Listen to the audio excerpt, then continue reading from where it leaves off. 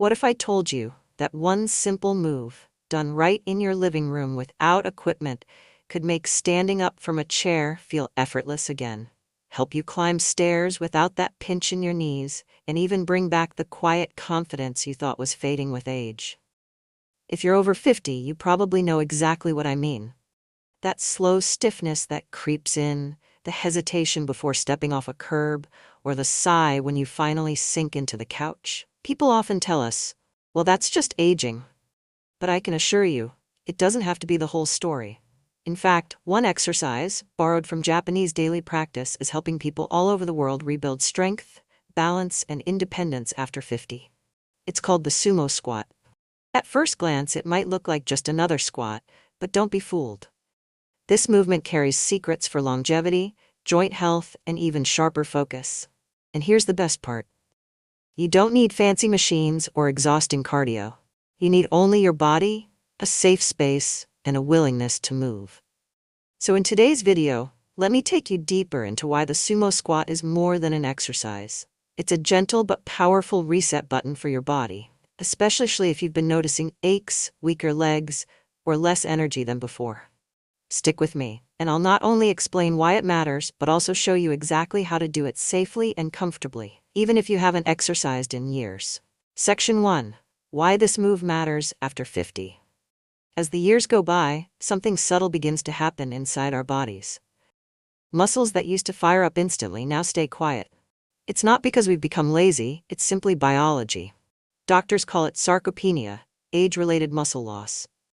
By the time we reach our 50s and 60s, the muscles most vulnerable are the ones that keep us upright.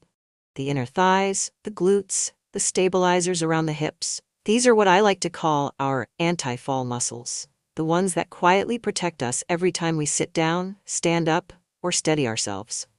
Think about it. When was the last time you noticed yourself pressing down harder on the armrest to get out of a chair, or hesitating before carrying something heavy across the room? These are small but important signals. And the truth is, our modern lifestyle doesn't help much. Chairs cradle us with back support, elevators save us from the stairs, and cars keep us from walking more than a few steps. Comfort is wonderful, but comfort alone can slowly steal our strength. This is exactly where the sumo squat steps in. Unlike the narrow stance of a traditional squat, the sumo squat asks you to open your legs wider than shoulder width and turn your toes gently outward, almost as if you were about to lift something sturdy from the ground. From this position, something remarkable happens. Those forgotten muscles, the inner thighs, the outer hips, the glute muscles, suddenly wake up. When you slowly lower your hips down, as if you were aiming to sit on a low stool just behind you, those muscles engage again. You don't need to go very deep. Even stopping halfway, pausing, and then pressing firmly through your heels to stand tall again begins to send a powerful message to your body. Wake up, I still need you. I often tell my clients to imagine their spine tall and proud, chest lifted, and eyes looking forward, not down at the floor. The movement should feel deliberate, not rushed. At first, 5 gentle repetitions may be enough, and that's perfectly fine, because what matters isn't how low you go, but that you're reactivating the muscles aging often silences. And here's the surprising part.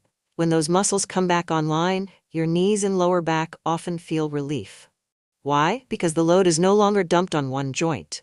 Instead, your body begins distributing weight the way it was designed to, through the hips, thighs, and glutes, working together. Many people are shocked to find that, even after a week of daily practice, standing from a chair feels smoother, walking feels more stable, and those little groans when climbing stairs begin to fade. This is why I say the sumo squat is not just an exercise. It's a conversation with your body. A way of telling your muscles you're still needed, and in return they start showing up for you again, one careful movement at a time. Section 2.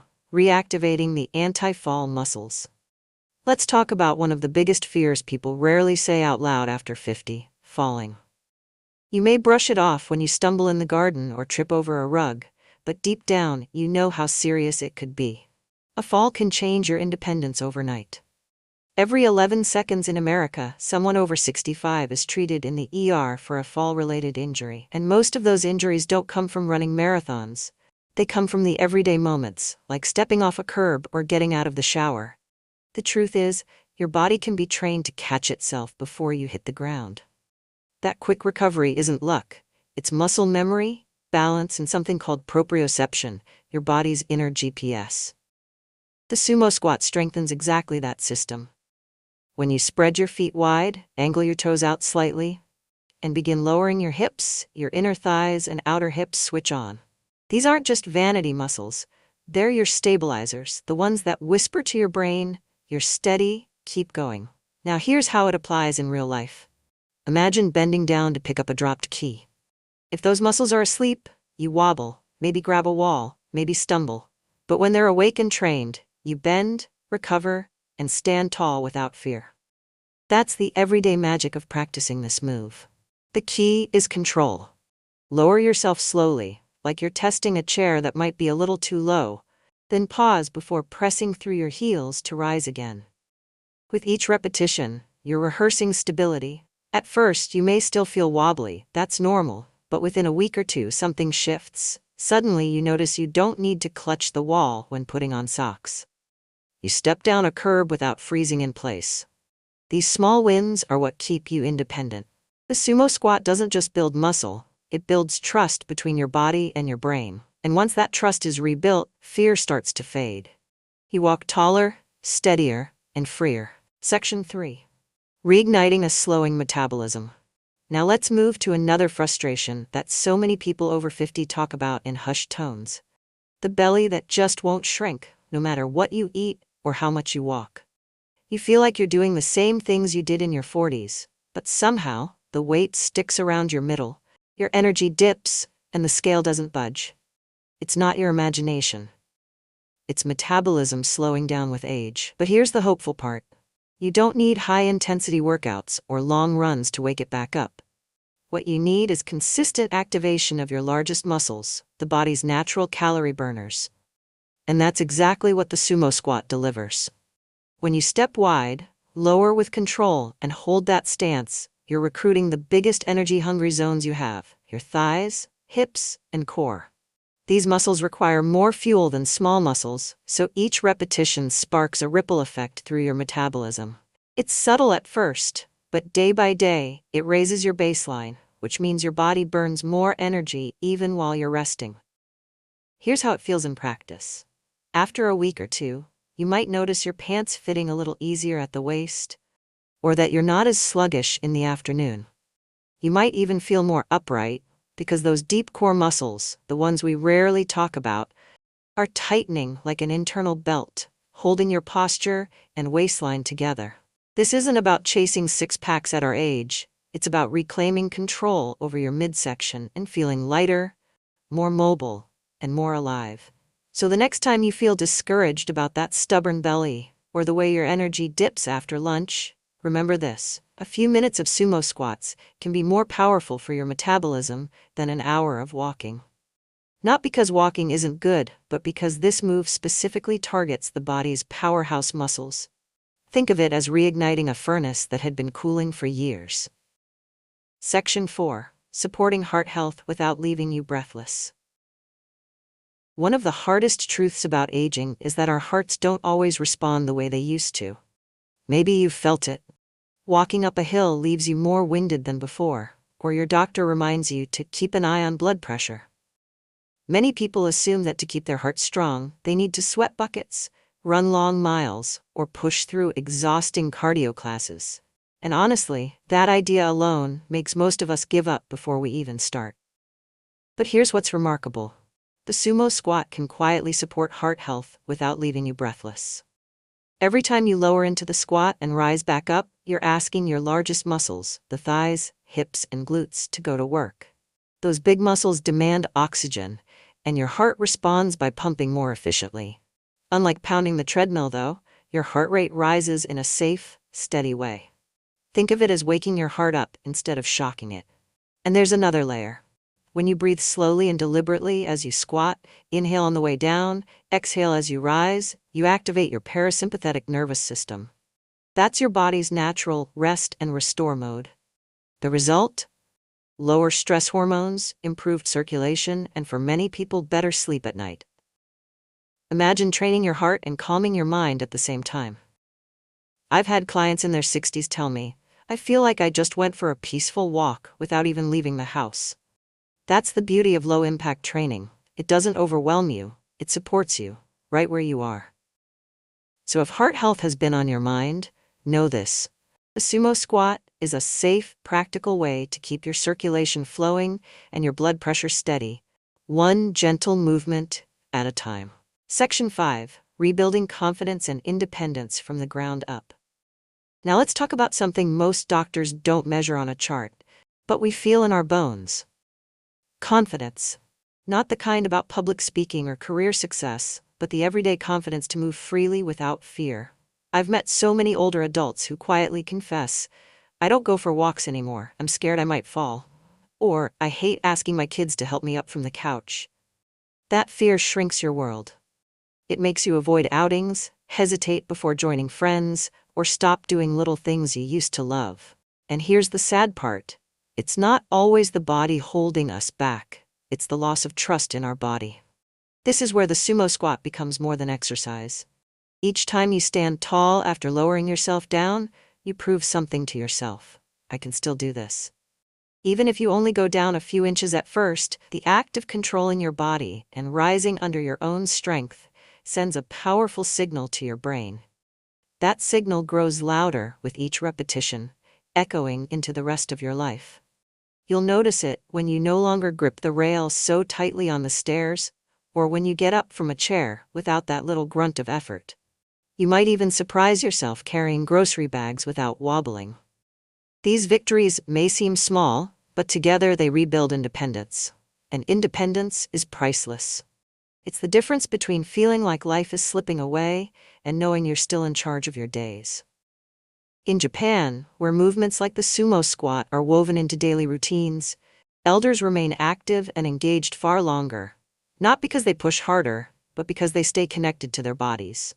You can do the same. So when you practice the sumo squat, don't just think of it as exercise.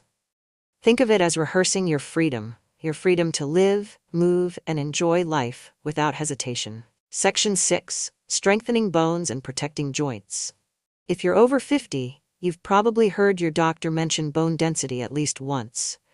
Maybe you've even had a bone scan that showed early signs of thinning. For women, especially after menopause, the risk of osteoporosis climbs sharply. And let's be honest, hearing about fragile bones can feel frightening. Nobody wants to live in fear of a simple slip turning into a fracture. Here's the encouraging truth. Our bones respond to signals, even later in life. Every time you do a weight-bearing exercise, yes, even with just your body weight, you're sending a message to your bones: stay strong, stay dense. The sumo squat is perfect for this. When you lower your hips and rise again, gentle but steady pressure travels through your hips, knees, and spine. That pressure acts like a reminder to your skeleton, telling it to keep producing and maintaining strength. But it's not just the bones. The squat also strengthens the muscles that hug and protect your joints. Think of those muscles as the shock absorbers of your body. When your thighs and glutes get stronger, your knees no longer take the full hit every time you walk or climb stairs. Instead, the load is shared, the pressure is distributed, and suddenly movements that once hurt become smoother. If you've ever woken up with stiff knees or felt a pinch in your hips when stepping out of the car, imagine how freeing it would feel to move without that constant reminder of age. That's the gift of practicing sumo squats regularly. Not just stronger muscles, but bones and joints that feel supported, cushioned, and alive again. Section 7. Clearing the mind and easing stress. Now let's step away from the body for a moment and talk about the mind. Because if you're anything like most people over 50, you know the stress doesn't just vanish when you retire or slow down. Worries about health, family, finances, or simply the future can weigh heavily, often more than we admit. And stress doesn't just live in the mind, it shows up in our bodies in tension, shallow breathing, restless nights. This is where the sumo squat offers a hidden bonus. When you move slowly and breathe deeply, inhaling as you lower, exhaling as you rise, you're not just training muscles. You're creating a rhythm that calms the nervous system. Scientists call it activating the parasympathetic system. I call it finding your calm while you move. As blood flow increases with each repetition, oxygen doesn't only reach your legs and core, it also fuels your brain. That boost can sharpen memory, lift fog, and even brighten your mood. Many seniors I've coached tell me they feel clearer, calmer, even lighter in spirit after just a few minutes. One woman described it beautifully. It feels like meditation in motion. And isn't that what we crave as we age? Not just the absence of pain, but the presence of peace. The knowledge that we can still center ourselves, find balance inside and out, and greet each day with steadier steps and a steadier mind. So, if stress has been keeping you up at night, or if you find yourself more forgetful or anxious than before, try adding sumo squats into your day. Not only will your body thank you, but your mind just might feel like it's had a breath of fresh air too. Section 8. How to do it safely and comfortably. By now you might be thinking, all right, this all sounds good, but how do I actually do the sumo squat without hurting myself? That's a smart question, because after 50, safety comes first. The good news is you don't need to be flexible or athletic to begin, just patient and mindful. Start by standing tall with your feet set wider than your shoulders. Turn your toes slightly outward, not too much, just enough to feel natural. Imagine your chest lifting gently, your spine lengthening as if someone were drawing you upward by a string. Now take a slow breath in. As you breathe out, begin lowering your hips down as though you were about to sit on a sturdy low stool behind you. Don't rush it. Let your knees bend and track in line with your toes. Here's the important part. Only go as low as feels comfortable. For some, that may mean thighs parallel to the ground. For others, it may be just a few inches. Both are perfectly fine. What matters most is control. Once you reach your lowest point, pause for a second. Then pressing firmly through your heels, exhale, and rise back up to standing. At first, try just 5 repetitions. That might not sound like much, but believe me, done with focus, it's plenty. If balance feels shaky, place a sturdy chair behind you so you know you have support. You can even rest your fingertips on the back of the chair for extra confidence. Remember, there's no prize for speed. Moving slowly protects your joints and engages the right muscles. And most importantly, listen to your body. If you feel sharp pain, especially in your knees or hips, stop. Discomfort from effort is normal, pain is not. Think of it like learning to drive carefully again. You want smooth, controlled movement, not jerky stops and starts. Section 9. Variations and daily routine ideas. Now that you know the basics, let's talk about making it work for your daily life. Because the truth is, consistency matters far more than intensity. Doing a few squats each day is far more effective than doing none for a week and then trying 20 all at once. If a full squat feels overwhelming right now, start smaller. Try a mini squat, just lowering a few inches and rising again. It still wakes up those key muscles. Or practice a chair tap squat. Place a sturdy chair behind you, gently touch the seat with your hips, then stand back up. This takes away the fear of falling and gives you a built-in safety net. If you need even more support, lean lightly against a wall and slide down just a bit, then come back up, what I call the wall-assisted squat. Each of these variations still gives your body the signal it needs. Stay strong. The next step is weaving it into your day. You don't need a workout room or a gym bag. Do 5 squats after brushing your teeth in the morning. Add a few more while waiting for the kettle to boil or the microwave to finish. Some people like to pair them with a routine they already do, like squatting while waiting for laundry to finish or during commercial breaks on TV. Think of them as small deposits into your health bank. Each squat may not seem like much, but over weeks and months, those deposits add up to powerful returns. Stronger muscles, steadier balance, better posture, and more confidence. So instead of telling yourself, I'll exercise tomorrow, make it as simple as, I'll do 5 squats right now. Tomorrow, you can always do more. That's how little movements become lifelong habits. So here's what I want you to remember as we wrap this up. The sumo squat isn't just about stronger legs or a flatter belly. It's about sending your body a message every single day. I'm still here, I'm still capable, and I still choose to move forward. You don't need a gym membership, you don't need expensive equipment, and you don't need to be perfect. What you need is simply to begin. 5 squats today, maybe 10 tomorrow. Over time, those little choices grow into big changes. Stronger bones, steadier balance, more energy, and most importantly, a renewed confidence in yourself.